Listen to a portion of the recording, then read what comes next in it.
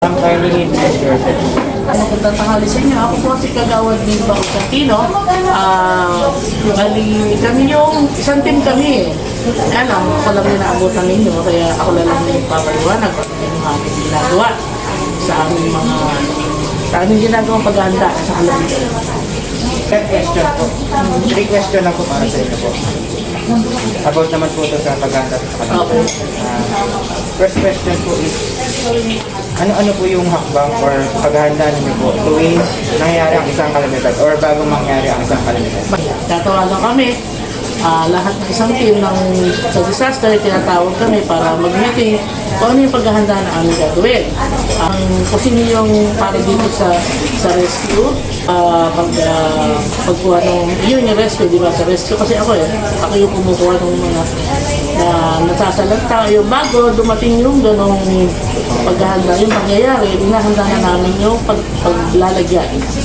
Or ito yung aming ginagawa sa tuwing kami ay katulad ng Lindon or Bagyo, lalo yung Bagyo. Ito yung aming ginagawa pagka meron kaming pagpupulong, kami yung kanya-kanya kami. Kaya hindi ko masabi doon yun.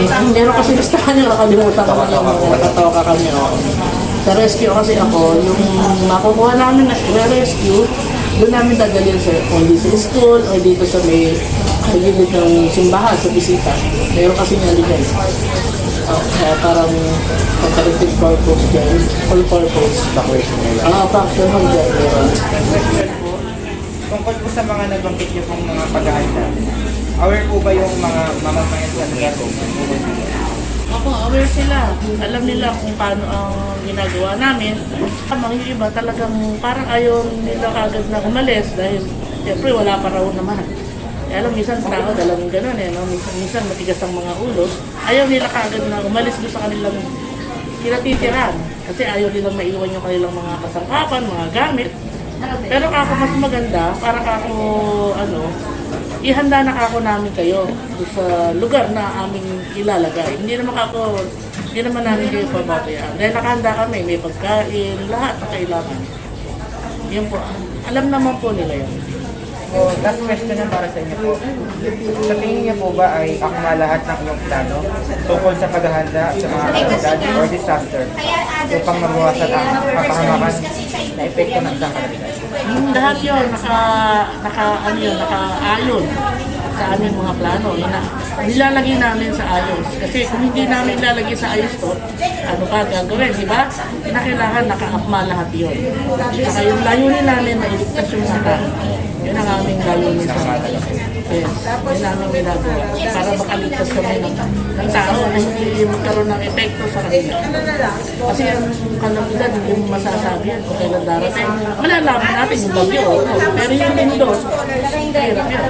Hindi natin pwede. Yung bagyo talaga may naghahanda natin. Maraming salamat. Thank you po.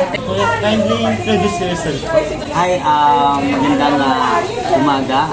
Ako si SK Chairman Robin Ungguya, member ng disaster team ng Barangay Tuktukan, and I was assigned in the relief and shelter unit. Ano po ako tungkol sa disaster team?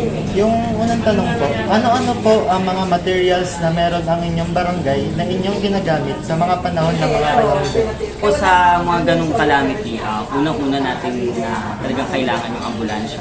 Sa ambulansya, nandiyan yung mga medical kits natin, like yung oxygen para sa mga nahihirapan huminga, sa stretchers kung meron talaga mga kailangang i-rescue na mga bedridden, yon habang nililikas sila.